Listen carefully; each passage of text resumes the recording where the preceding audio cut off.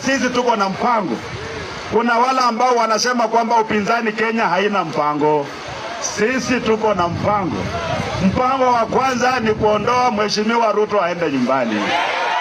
Sio ni mpango. Wakubali, wasikubali, hiyo ni mpango yetu. Jambo la pili, wamesema kwamba ile pesa ambayo walikuwa wanapatia watoto wetu ila secondary school, shilingi 22,000 kwa mwaka, ambayo hata huwa haikuji. Walimu wamekuwa na madeni mengi, wanafukuza watoto kila siku kwenda nyumbani. Hiyo pesa jana wamepunguza kutoka 22,000 imekuja 16. Huyo ni mtu ambaye anaelewa maisha ya Kenya kweli? Sisi tunajua watu wetu wako na umaskini mkubwa sana. Na ndiposa tumesema hiyo fedha badala ya kupunguza tutaongeza, si ndio? Hiyo ndio mpango yetu. Wanafunzi wetu ambao wako chuo kikuu, universities, walikuwa wanapewa fedha na higher education loans board. Mimi mwenyewe somea hiyo. Mheshimiwa Ruto alisomea hiyo. Saa hizi wameleta kitu inaitwa new financing model, ambayo tukifikia saa hizi wanafunzi hawajalipiwa karo katika university. University inaanza kufungwa, Moi University inafungwa, Kibabii iko na tabu, Masinde Muliro iko na tabu, university inafungwa. Sisi tunasema tukichukua tamu ya uongozi, wanafunzi wetu watapewa fedha, wasome, wamalize madigrii. Wametuletea mpango inaitwa CBC.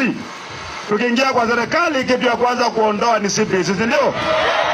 Maana kwa sasa mwalimu haelewi CBC, mzazi haelewi CBC, mwanafunzi haelewi CBC, waziri haelewi CBC, rais mwenyewe haelewi CBC, na tembea haelewi CBC.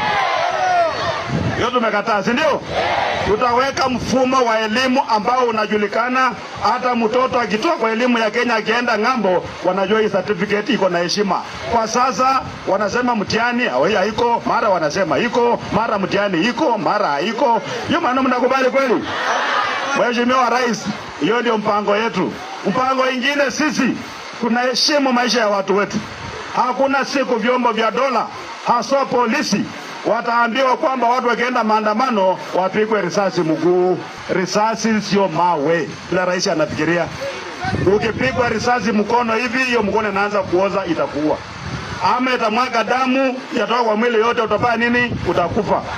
Sisi wala ambao tunapanga kuchukua tamu ya uongozi 2027, amri yetu ya kwanza inakuwa ni askari, kazi yao ni kuchunga mali na maisha ya mwananchi wa Kenya.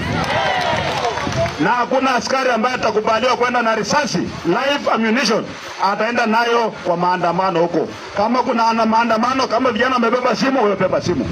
Kama vijana wamebeba maji, wamebeba nini? Maji. Maana hata ile masuala ambayo wananchi wanaongea kuhusu mambo ya ushuru, pia hao polisi wanaumia. Ama namna gani watu wetu? Polisi mwenye ako na akili, wananchi wakiandamana wakisema ushuru iko juu, maisha ni magumu, na wewe mwenyewe ni polisi, mshahara yako ukipiga toto kwa payslip inakuwa ni zero.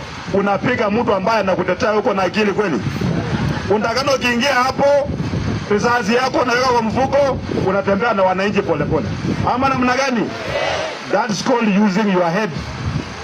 Sio kufuata amri ambazo ziko blind kwamba piga watu marisasi. Plani yetu ni kwamba hakuna wakati Mkenya atauawa kwa njia yote ile, alafu sisi twende tuite media tuseme kwamba umefanya kazi mzuri.